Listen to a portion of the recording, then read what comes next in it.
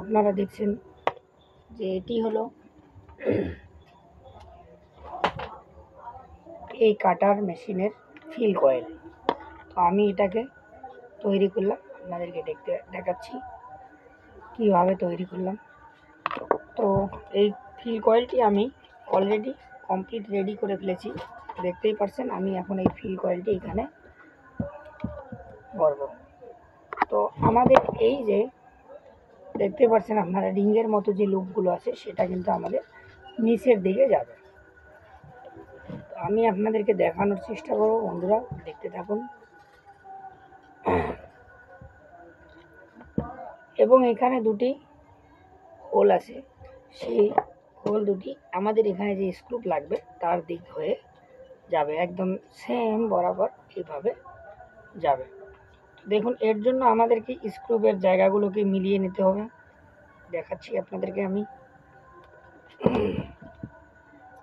স্ক্রুপের জায়গাগুলো মিলানোর জন্য আমরা ঠিক এরকম একটা কিছু দেব, যাতে করে বরাবর আমাদের স্ক্রুপের জায়গাগুলো মিলে যায়, সেই জন্য। তো দেখুন, আমাদের এটা বরাবর মিলে গেছে। এখন আমি এটাকে এভাবে চাপ দেব। চাপ দেওয়ার পরে আমাদের এখন করণীয় কি আছে, বন্ধুরা আপনারা দেখতেই পাচ্ছেন। আমি এখানে ভরিয়ে দিয়েছি।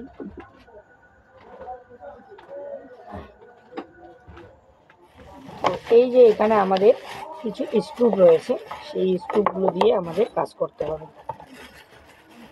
তো মূলত যেহেতু এখানে স্ক্রু আছে দুটি, তো আপনাদেরকে আমি দেখানোর চেষ্টা করব।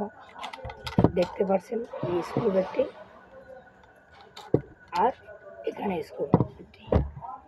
এই মূলত এই দুটি স্ক্রুপের সাহায্যে কিন্তু আমাদের এই ফিল কয়েলটি আটকানো থাকবে। তো আমি এটাকে এখন লাগিয়ে নিচ্ছি। আপনারা কিভাবে করবেন সেটাই আমি আপনাদেরকে দেখাচ্ছি।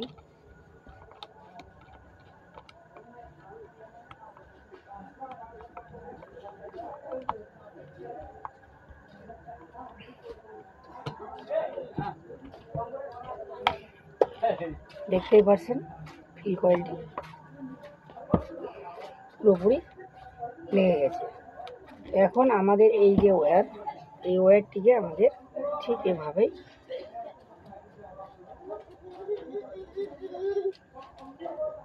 দিক দিয়ে পার করে নিতে হবে। ঠিক এভাবে পার করে নিতে হবে, দেখতেই পাচ্ছেন আপনারা, কারণ এগুলো আমাদের এদিকে কানেকশনের জন্য যাবে। এরপরে আমাদের করণীয় কি, দেখতেই পাচ্ছেন এখানে দুটি কার্বন থাকবে। সেই কার্বনের যে কানেকশনগুলো, সেই কানেকশনগুলো আমরা লাগিয়ে নেব।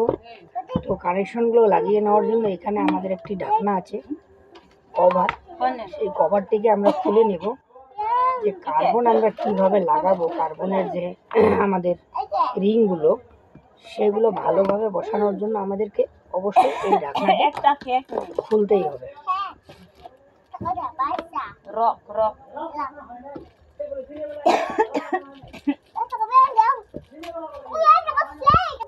তো বন্ধুরা আপনারা দর্শক বন্ধুরা আপনারা দেখছেন যে এখানে আমি কিভাবে লাগিয়ে নিয়েছি।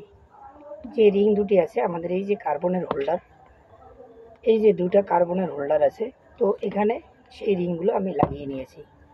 এর পরবর্তীতে কাজ হলো আমাদের এই যে আর্মেচার বডি, সেটাকে লাগানো। তো দেখুন, আমি এখন এখানে আর্মেচার বডি লাগিয়ে দেব। তো আর্মেচার বডি লাগানোর জন্য আমাকে সবার আগে এখানে দেখতে পাচ্ছেন একটা রাবার রিং আছে, যেটা আমাদের বেয়ারিংকে অ্যাডজাস্ট করে রাখার জন্য কাজে লাগে। তো সেটিকে আমাদের বের করে নিতে হবে।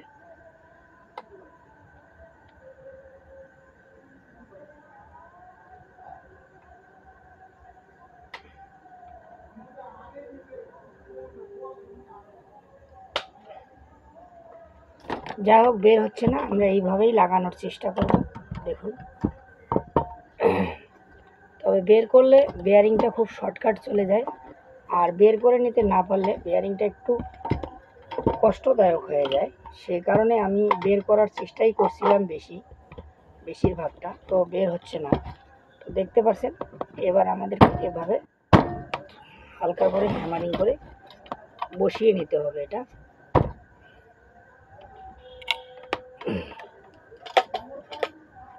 বসিয়ে নিতে হবে।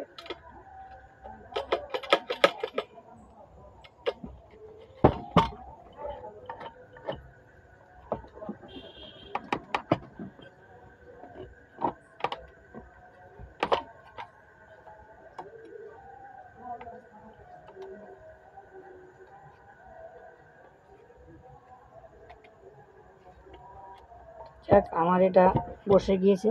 তো আমি এখানে যে স্ক্রুপগুলো রেখেছিলাম, বডির স্ক্রুপ 3টি স্ক্রুপ থাকবে, দেখতে পাচ্ছেন ব্ল্যাক কালারের 3টি স্ক্রুপ।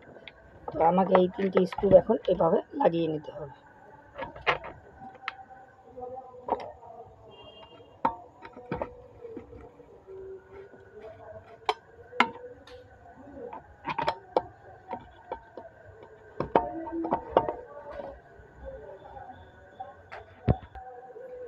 প্রিয় দর্শক বন্ধুরা, আপনারা দেখছেন অলরেডি আমার সেই স্ক্রুপগুলো টাইট কমপ্লিট হয়ে গেছে।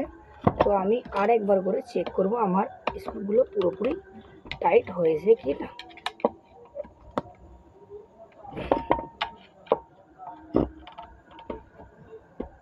তিনটি স্ক্রুপের সাহায্যে লাগানো থাকে, তো দেখতেই পাচ্ছেন আমি লাগিয়ে ফেললাম। এবার আমার মূলত আমি কার্বন এবং কার্বন ক্যাপ পরিয়ে দেব।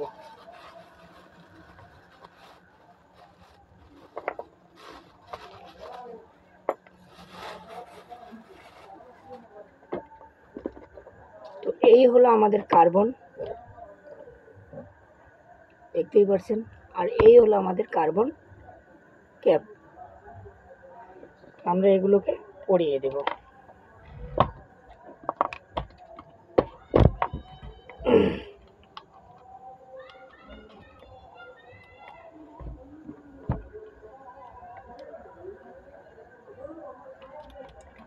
কার্বন ক্যাপের মধ্যে দেখবেন স্ক্রুবের লাগানোর, ফ্ল্যাট স্ক্রুড্রাইভার লাগানোর জন্য যে জায়গাটি আছে সেইটি বাইরের দিকে হবে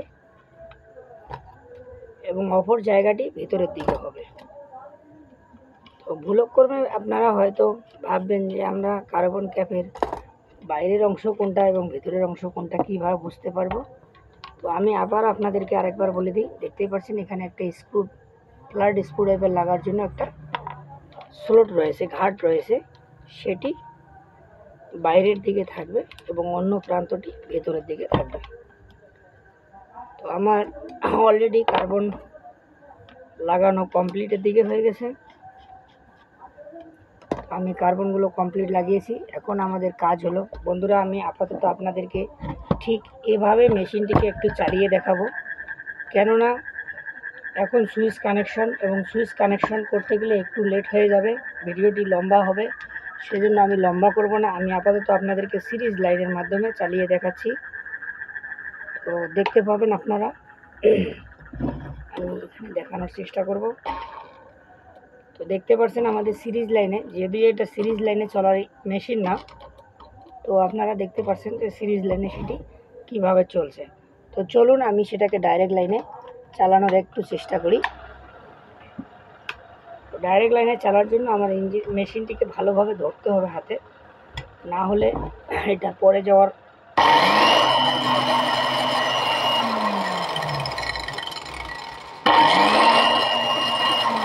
দেখতে পাচ্ছেন আমার এই টাইলস কাটার মেশিনটি সম্পূর্ণরূপে কমপ্লিট হয়ে গেছে। এখন শুধু আমাদের এই পুশ সুইচ, যেটা সুইচিং করব, সেই সুইচ কানেকশনের বাকি রয়ে গেছে। তো বন্ধুরা আপনারা জানেন যে এখানে সুইচের পয়েন্ট রয়েছে, এই যে সুইচের পয়েন্ট, আমার সুইচ এখানে ঠিক এভাবেই লাগবে। আমি আপনাদেরকে ভিডিওটি লম্বা না করার জন্য একটু শর্টকাট